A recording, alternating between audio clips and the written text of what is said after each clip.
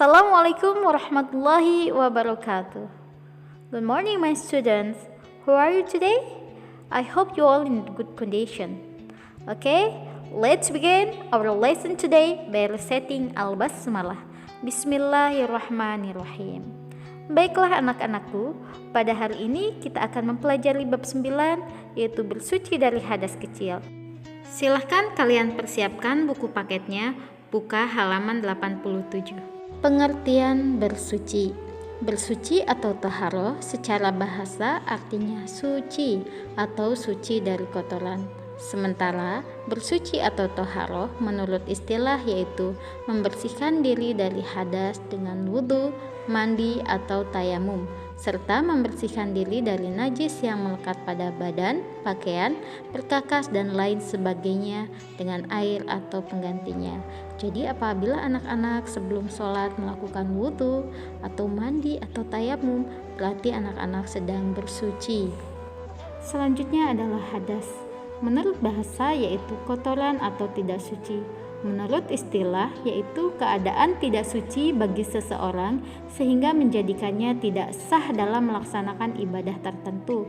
Contohnya apabila seseorang memiliki hadas kecil yaitu kentut, berarti dia tidak sah dalam melakukan sholat, maka ia harus bersuci dengan cara berwudu terlebih dahulu. Macam-macam penyebab hadas kecil diantaranya 1. Buang air kecil atau besar, 2. Hilang akal karena mabuk, gila atau tidur, 3. Bersentuhan antara kulit laki-laki dan perempuan yang bukan mahram tanpa ada batas yang menghalanginya, 4. Menyentuh kemaluan dengan telapak tangan bagian dalam. Apabila anak-anak melakukan salah satu di antara ini, berarti kalian memiliki hadas kecil dan kalian harus wudu terlebih dahulu sebelum kalian melakukan sholat.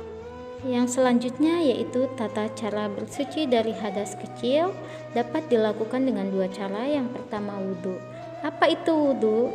Wudu adalah bentuk bersuci untuk menghilangkan hadas kecil.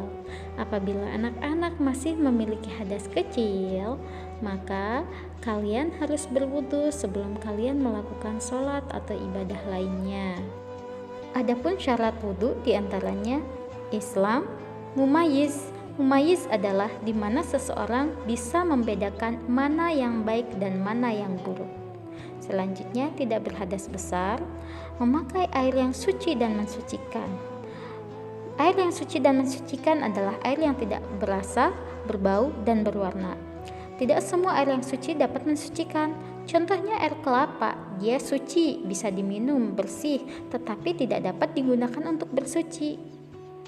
Air susu, suci, bisa diminum, tapi tidak dapat digunakan untuk bersuci. Selanjutnya, tidak ada yang menghalangi air wudhu sampai ke anggota wudhu. Usahakan ketika berwudhu jangan sampai ada yang menghalangi anggota wudhu sehingga air sampai ke anggota wudhu, karena kalau sampai terhalangi berarti wudhu kita tidak sah. Kalau sudah tidak sah, maka ibadah selanjutnya akan sia-sia. Yang selanjutnya adalah rukun wudhu. Yang harus anak-anakku ingat bahwa rukun wudhu ada 6.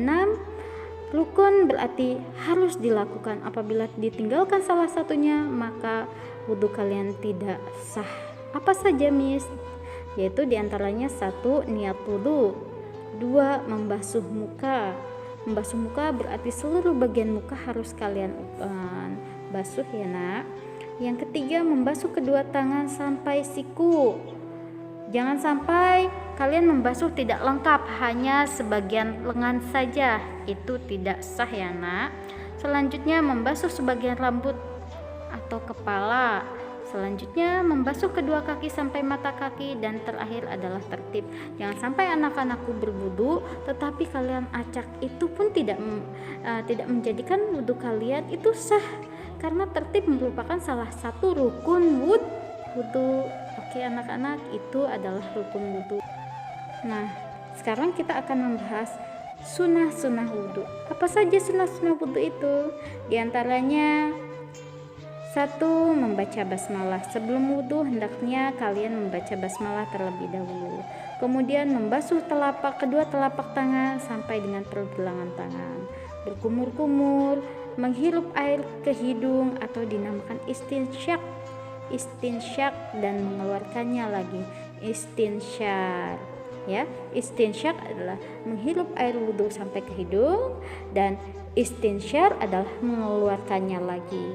Sunnah selanjutnya menggosok gigi dan berkumur, kemudian menggosok seluruh bagian kepala, kemudian mengusap kedua telinga dan luar dan dalam, kemudian membasuh sela-sela jari-jari tangan, mendahulukan anggota bagian yang kanan, mengulang basuhan sebanyak 3 kali, lalu berdoa setelah wudhu. Itu semua merupakan sunnah wudhu. Apabila ditinggalkan, maka kalian akan merugi. Sekarang yuk sama-sama kita membaca doa setelah wudhu. Asyhadu an la ilaha illallah wahdahu la syarikalah wa asyhadu anna Muhammadan abduhu wa rasuluh. Allahumma ja'alni minat tawabina waj'alni minal mutatahhirina waj'alni min ibadikas salihin. Insyaallah anak-anak masih pada hafal semua ya nak. Pembahasan selanjutnya adalah bersuci dengan cara tayamum. Apa itu tayamum? Mengusapkan debu atau tanah yang suci ke muka dan kedua tangan sebagai pengganti wudhu atau mandi dengan beberapa syarat dan rukun tertentu.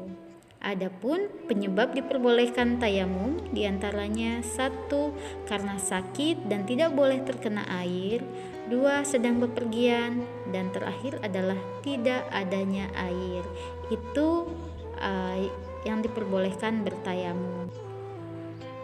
Sedangkan syarat-syarat tayamum diantaranya 1. Sudah masuk waktu sholat, 2. Telah berusaha mencari air tapi tidak menemukannya, 3. Sedang berhalangan menggunakan air seperti sakit yang bertambah parah jika terkena air, dan 4. Menggunakan debu atau tanah yang suci. Sekarang kita masuk ke rukun tayamum. Yang pertama, niat. Bagaimana niatnya? Niatnya yaitu nawaitu tayammuma listibahatis sholati fardhalillahi ta'ala. 2. Mengusap muka dengan debu atau tanah yang suci. 3. Mengusap kedua tangan sampai siku dengan debu atau tanah yang suci. D. Sunnah-sunnah tayamum. Di antaranya yaitu membaca basmalah, menghembuskan tanah dari kedua telapak tangan agar yang di atas tangan menjadi lebih tipis. Menghembuskan itu menghempas-hempaskan ya. Kemudian yang terakhir adalah membaca doa setelah selesai bertayamum. Doanya sama seperti doa setelah wudhu.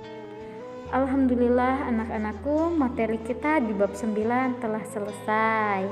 Sekarang anak-anak bisa mengerjakan tugas di buku paketnya, yaitu halaman 92 sampai dengan 93 bagian A dan B. Seperti biasa kalian mengerjakan, kemudian jawabannya kalian foto lalu kirim ke WA Miss Elok. Paling akhir hari Jumat Miss Elok tunggu. Syukron. Wassalamualaikum warahmatullahi wabarakatuh.